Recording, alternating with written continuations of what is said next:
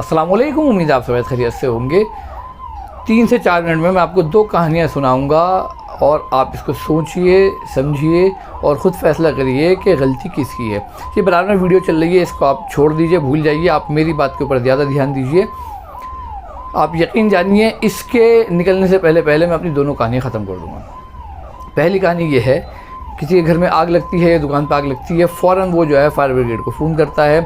Fire fighter बिल्कुल ready बैठे हुए हैं और पहली कॉल के साथ ही जो है वो अपनी गाड़ी में बैठते हैं और रवाना हो जाते हैं उस तरफ जहाँ पे आग लगी है।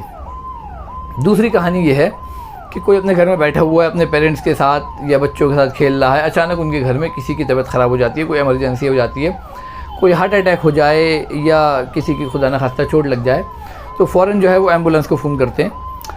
एम्बुलेंस वाले भी बिल्कुल रेडी बैठे हुए हैं, जैसी कॉल आती है वो एम्बुलेंस लेके चल देते हैं आपकी मंजिल की तरफ।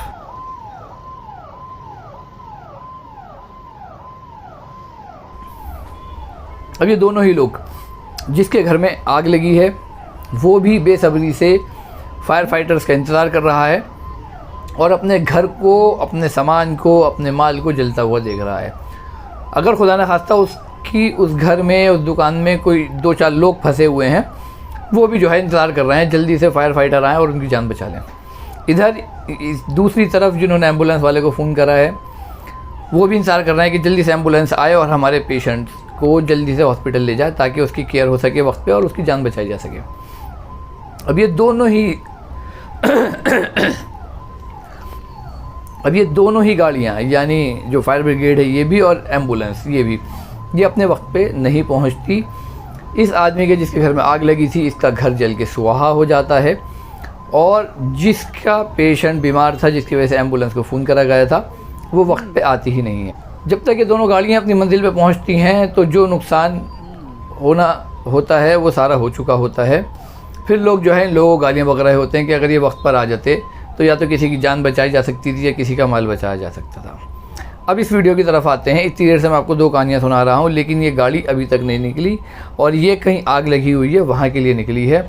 और हमारी गलती, आपकी नहीं, आप तो माशाल्लाह शरीफ लोग हैं, हमारी गलती की वजह से ये गाड़ी रास्ते में ही फंसी हुई है पिछले 10-15 मिनट से।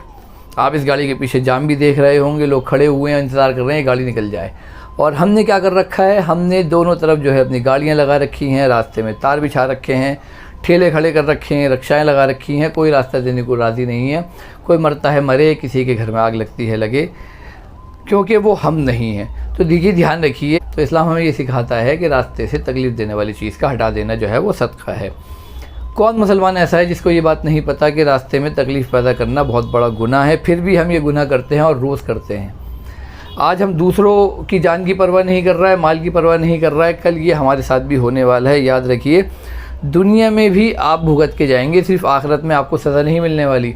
हम लोग रास्तों में अपनी गाड़ियाँ खड़ी कर देते हैं, तो अगर कोई हमसे लड़ता है, कुछ बोलता है कि भाई आपने यहाँ पे रास्ते में गाड़ी क्यों लगा ली या आपने अपना ठिया बाहर क्यों निकाल लिया, तो हम जो है उससे लड़ने शुरू कर देते हैं। तो याद रखिए कि ये आज किसी और के साथ हो रहा है, कल किसी और की वजह से फिर हमारे साथ भी ऐसा होगा। तो अगर आप चाहते हैं कि आपके साथ ऐसा ना हो, तो ये प्रैक्टिकली आपको करना पड़ेगा। दूसरों के रास्ते में अपनी गाड़ियाँ खड़ी ना करें, अपने ठेले खड़े ना करें, अपनी दुकानों को अपनी हदों में रखें, उससे बाहर ना निकालें, नहीं तो कल ये दिन फिर आपके साथ भी आएगा। फिर आप लोगों से शिकवा मत करिएगा कि हमारे मौके पे जो है एम्बुलेंस या फायर ब्रिगेड हमारे टाइम पे नहीं पहुंच पाई। उम्मीद आपको मेरी बात समझ में आ गई होगी। इसी तरह की मेरी वीडियो आपको मिलती रहे तो आप मेरे चैनल को सब्सक्राइब कर सकते हैं। मेरी वीडियो आपको अच्छी लगे तो इसको लाइक कर सकते हैं और मेरी वीडियो को सब अपने से शेयर कर सकते हैं। अल्लाह हाफिज़।